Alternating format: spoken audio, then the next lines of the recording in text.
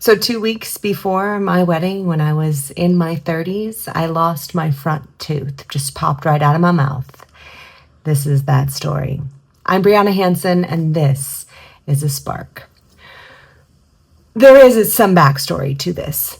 Okay, when I think it was second grade. No, this was fourth grade. God, I don't remember. I don't remember yesterday. It's somewhere between second and fourth grade. I'm pretty sure it was second grade. I went sledding, and I went down a very steep hill in Indianapolis. It was my first time ever sledding, and I was on this, just essentially a trash can lid. It wasn't technically a trash can lid. It was a little bit bigger, but it wasn't a fancy sled, okay?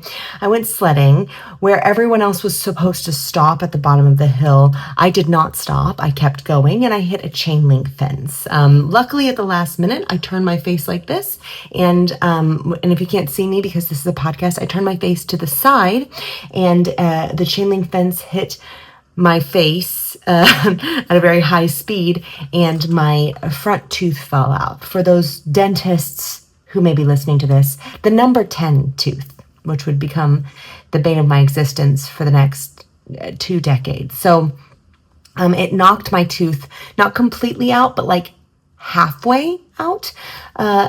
Luckily, there was a first aid person, a firefighter, who was just wrapping up their own sledding adventure with their kids. And so they were immediately there to help. And I think I was knocked out for a minute.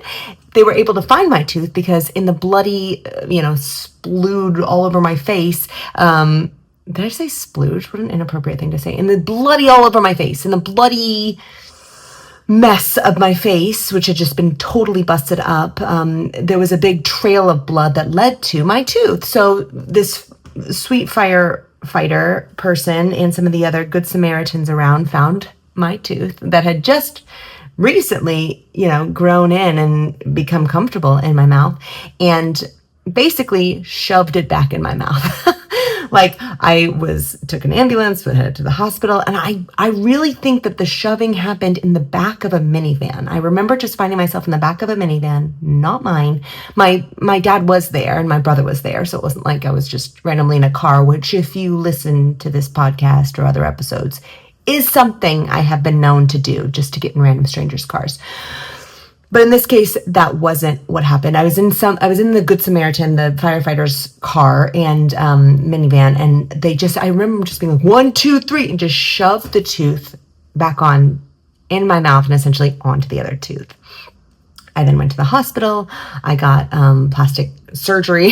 I've had my face done way before it was cool. They had to fix my mouth, which if you can see, I still have like a little scar on the side of my mouth. And then I went to the dentist, and they were doing all this emergency work on the tooth, which had, severed from the root itself. So they're doing like emergency root canal and all that jazz. A couple things happened during and as a result of this. Well, one thing happened is I remember when I was in the hospital, I was thinking everyone around me was kind of freaking out, and I didn't really know the severity of it because it was my face, and it's not like they put up a big mirror being like, look at your face, look what you did, look. It was just like something was happening that wasn't good, and someone had just shoved my tooth back into my mouth.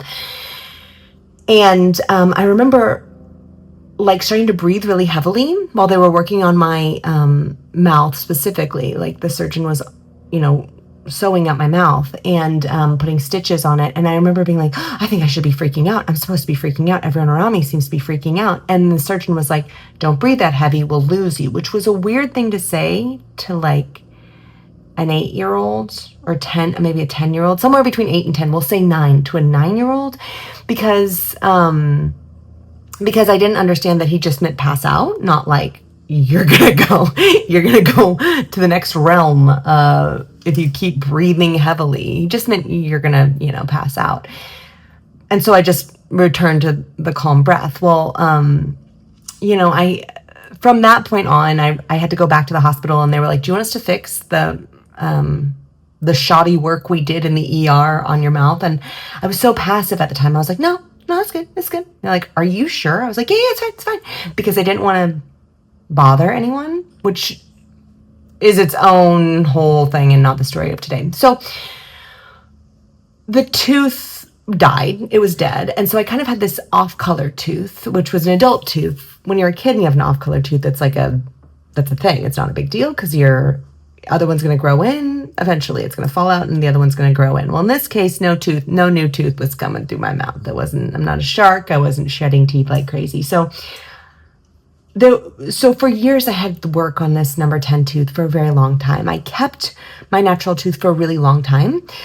They put like whitening in it one time. This thing just got plowed all the time. And it was always getting whitening or something was being worked on it. So fast forward many years, I have this just off color tooth. Eventually it kind of I think I got like a veneer on it, which I will get to why I don't know in a second. I got like some sort of veneer on it, and then I got engaged, and this tooth was not the same color. And some people in my life decided to make it their personal mission that tooth would get fixed, even though it really wasn't it wasn't perfect, but it wasn't terrible. But I went and got like a big veneer put on it. And I remember it was supposed to be just a cap. And I went and got this thing done, and them being like, essentially there's nothing in there except like a little nub. There's only like a little nub left, which I hadn't even realized. I'd had so much done to it for so many years that I didn't realize it had basically been like severed down to a nub. And I got this veneer on it. And I got it done in Indiana instead of in Los Angeles, where I lived at the time, for financial reasons.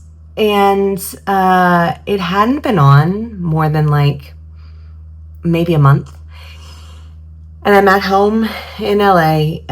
My fiance, who I was living with at the time, was gone on a trip, and I went to get a piece of chocolate, as I am wont to do because I love chocolate. And my now husband loves to have like refrigerated or frozen chocolate. It's like a thing. The fact that there's chocolate in the house is okay by me, but the fact that he needs it frozen is an issue between us. But anyway, I went to bite down on this chocolate, and he was out of town at the time, and my tooth she just did a little salute, and she said bye-bye. And this is literally 2 weeks before my wedding. The biggest day of the year, where you are supposed to look objectively beautiful, where you're smiling, where there are pictures, where there's videographers, like a well-documented day. And I don't have a front tooth. And the first thing I did, and I don't know that I'll ever show this, but if I did, it would be somewhere here, but I just don't know if I want it on the internet. But I started crying, and because it was terrifying and horrifying, and I was scared and confused, and I took a picture, like a live video, like an iPhone live video, like not a video, but an iPhone live video of this, and of myself with no front tooth, before I made any effort to start fixing it. Because in the back of my head, I was like, this is funny. You will tell this story someday. But in this moment, it's not. But like, we're going to document this so people believe that it happened. So I take a picture, and then I immediately call the dentist in Indianapolis. And they're like horrified. They're like, tell me something didn't happen with the tooth. And I said, the tooth is fine. It's just no longer in my mouth. And they're like, what? And so I start, they're like, we're going to fix this, all this stuff. And so I just had this like instinct where I was like, I have to do this myself. And I start making calls and start looking up people. Long story short, I got a hold of, at the time I was living in Brentwood, which is a beautiful and ritzy neighborhood in Los Angeles. And Brentwood has some affordable small apartments for people like me. And then it's got big, beautiful homes, like, north of Montana is what they say. So it's got some, means. And this is Los Angeles. This is a place where people really care about their appearance. So they have really excellent cosmetic dentistry and all this stuff. And I happened to find someone who was able to, that moment, get me in. And basically, like, all this stuff had happened. Like the gum itself was totally messed up. And so I had to have like emergency surgery on that. And then he told me basically what the options were, which was like a full veneer, or like they could do all these options. Long story short, the fake tooth option, which was not cheap, was the best option. And he promised me, he's like, I'm going to get you a perfect tooth. And I told him about my wedding, and I'm like crying, I'm freaking out, and I don't have anyone at home. And I'm like also worried about my dogs because I'm sitting here. So I'm having to, and the sweet, sweet man, Dr. Jay Grossman, was just sitting there listening to me and was like, okay, yeah, I got you. Okay. And, basically helped me to figure out what we could do. And in the short term, in the couple days where my mouth from the surgery that needed to be done in this emergency situation, I actually couldn't like have anything in there. And so I used a mouth guard that had like that was painted white at the tooth that I was missing. I put that in my mouth to look like I had a full set of teeth. And, that was its own thing. I had to like be careful what I ate. And then he was able to pretty quickly put like a temporary tooth in. And that temporary tooth looked okay. And it looked good enough for my wedding. And I knew better. I knew what I could and couldn't eat. No biting into apples, I had to be very careful. And he said he would be totally on call the day of my wedding, in case of emergency. And so, I did it, and I put myself on a payment plan to figure it out. And what was so interesting is when I was in the chair in the surgery, already getting this stuff done and feeling good about my choice, the cost was not cheap. The man was not cheap. But he promised me a perfect tooth, and also was able to get me in immediately, and was walking distance from my home, and I didn't have any like support systems in place. And so I did it. And people who loved and cared about me were like, oh no, you can't go to him. You got to go to this dentist that the other dentist in Indianapolis found, who's not available for 3 days, but you got to go there and you got to wait 3 days. And that cost that you're talking about, the cost is way too much. Oh my gosh, that's way too expensive. And, it was slightly more expensive than the average on the market, but it was still like not that expensive. It's like buying organic strawberries. Okay. Like, but just multiply it by the percentage of more those strawberries are times what a regular dental procedure is. So, but I always say small price to pay for $1 million smile. What a weird thing to hear in a podcast. I won't do that one again. I don't like that sound anyway, and it was probably not fun to hear in a podcast. Anyway, so these people who loved and cared about me were trying to tell me that this person was trying to take advantage of me. And my gut and my body did not feel that same way. And what occurred to me in all of this hullabaloo and all of the things leading up to this moment is that the impetus for all of this was an accident, was absolutely an accident, and accidents happen. But for years, for decades even, I had let other people do stuff to my mouth, and I had no say in it, and I didn't understand, and I wasn't given the chance to be talked to, or to say, hey, this is what's going on, or we're going to go back to the hospital today and we're going to talk to you about, they're going to ask you if you want this, and this is what that means. And, this is where your mouth's at and all. I didn't understand. And then I would just go to the dentist, and they'd be like, oh, we're going to do this. And I'd just be like, okay, and let them, including this veneer. And this veneer, like, that fell out did not look good. It was off color, and it wasn't the right shape. It looked like I looked kind of like I had like a small non-triangular fang in my mouth. If I'm being real honest with you, I didn't like it. I never liked it. From the moment I got it, I didn't like it. But I was so passive, and I just let other people make those decisions for me. And in this instance, with this choice, with this dentist, this is the first time I was like, no, this is the decision I am making. I feel good about this. I will figure it out. And that's exactly what happened. I felt good about it. I figured it out. I had a tooth for my wedding that looked good enough. That was, I knew, people knew, you could tell if you looked, but it's not like people were like, what happened to her mouth? Oh, that poor bride. And then around, 6 months later, I forget when it was, 4 to 6 months later, again, time is not my strong suit. 4 to 6 months later, I went in to get my new tooth, and it was, he put it in, and and if you know anything about fake teeth, like this was like a tooth that doesn't have any mercury in it, and it was like essentially an organic tooth, okay? Like top of the line.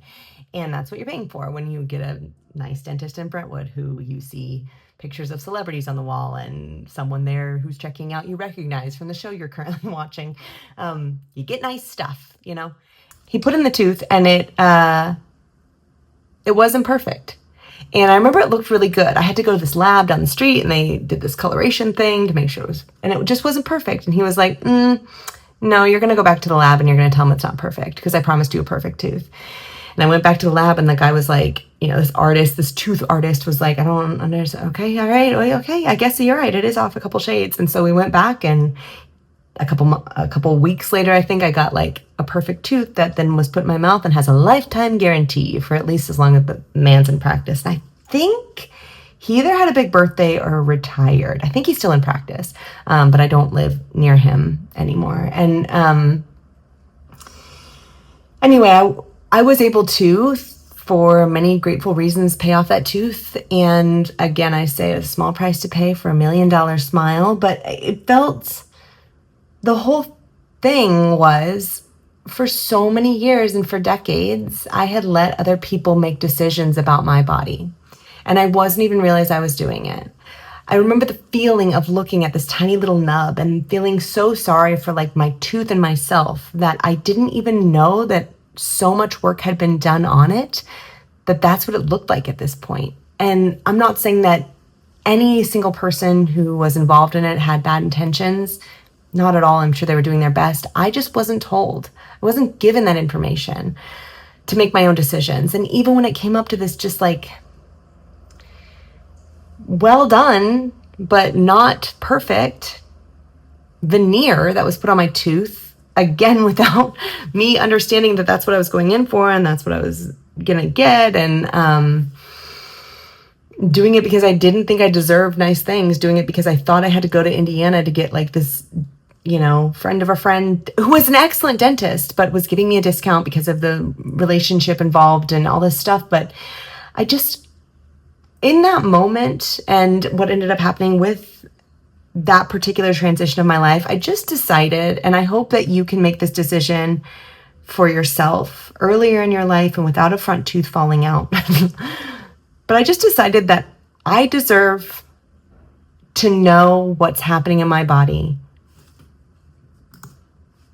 I deserve to have nice things as much as the next person. And I deserve to make the proactive choices, especially surrounding my body, that anyone else makes for me. And I just won't anymore give away my power. I won't do it. I need to know. I deserve to know. And so do you. So that was a lesson learned from the tooth. She's a beauty.